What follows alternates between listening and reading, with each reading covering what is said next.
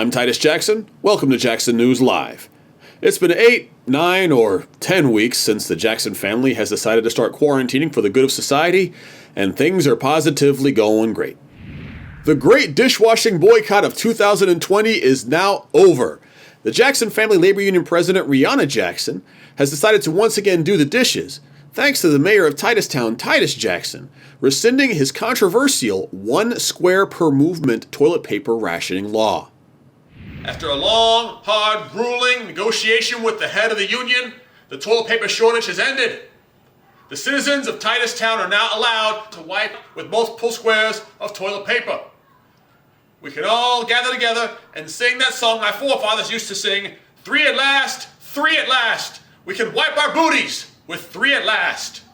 The relationship between the mayor's office and the union has been shaky of late, but tensions seem to have been quelled due to the mayor purchasing the Ultra Plush 2-ply brand rather than the single-ply dollar store brand.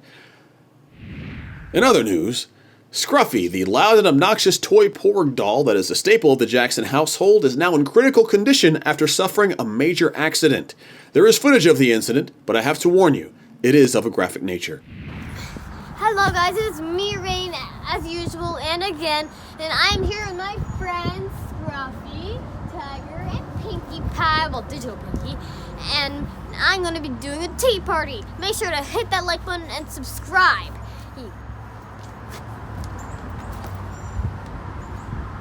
Why, Tiger, Scruffy, Pinkie, this is a wonderful tea party we're having.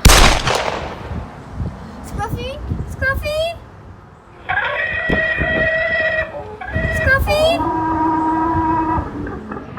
Apparently, a stray redneck bullet struck the beloved Last Jedi toy. We'll keep you updated on Scruffy's condition. In the meantime, Mayor of Titustown, Titus Jackson, has issued a statement. If things get worse, we'll tag him and bag him and find a new toy. The Jackson Family Labor Union President, Rihanna Jackson, has also issued a statement stating that she intends to find whoever is responsible for this heinous act and make them suffer the consequences. Game on.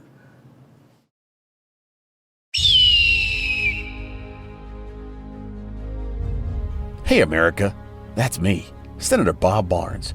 And if you're like me, you've been stuck in your estate for 2 whole months, you've had to lay off a bunch of employees without benefits, you've watched your investments plummet, and you were forced to make your breakfast frittata without your housemaid Rosalina who caters to your every whim.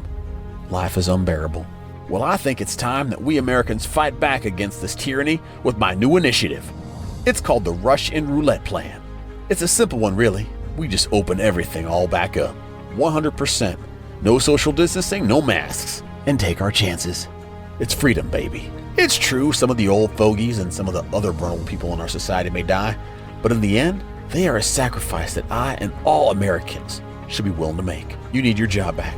I need my employees back, and I need my maid back. We tried the stupid sciencey way, now let's try it the right way. Let's try it the American way. Let's try the Russian roulette way. And for those of you who manage to stay alive, vote for me in November. Sponsored by Bob Barnes Body Bags Emporium. Oklahoma weather can be quite kooky. And here to talk about it is our own discredited 1980s televangelist turned weatherman, Titus Jackson. Wait a second. We've got some breaking news happening here.